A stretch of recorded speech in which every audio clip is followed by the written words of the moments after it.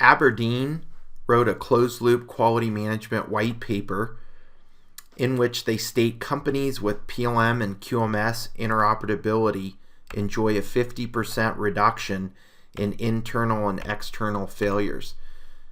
Today I'm going to take you on a brief tour of PTC's next generation product development and quality management system with an emphasis on the non-conformance module.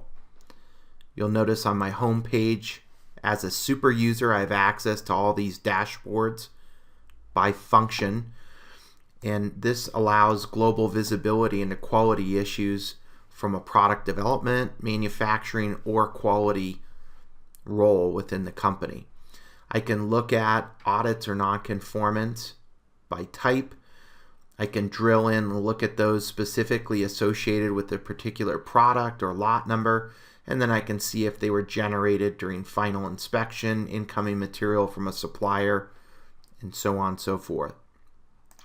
We also have the capability to launch directly into any one non-conformance. I can see that intake, evaluation, disposition have all been completed, and we're currently at material review board.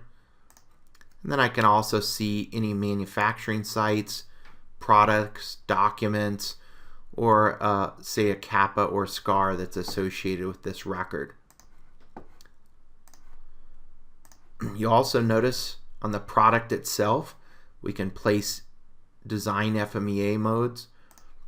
We have design history file and device master record that are created automatically.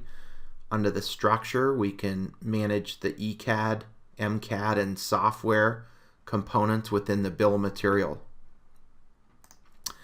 On the actual product itself, under the quality tab, this is where you can grant access to individuals by role that can see different audits, non-conformance, complaints, perhaps a change that was generated as part of a kappa or scar, and then the record itself.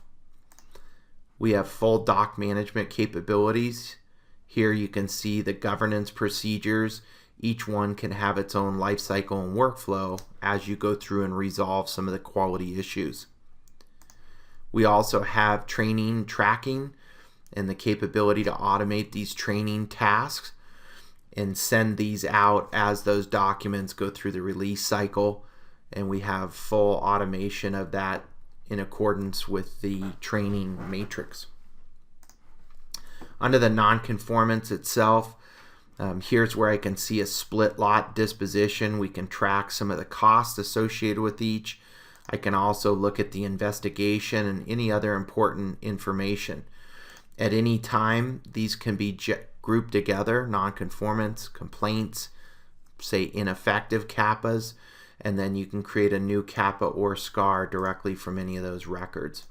Last thing that I'll show here is during the kappa or scar, there's a variety of actions that can be created.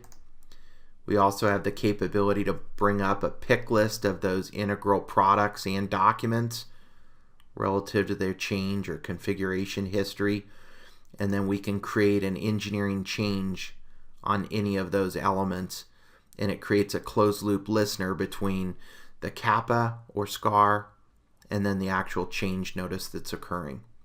Thank you, and please reach out if you have any questions on Windchill nonconformance.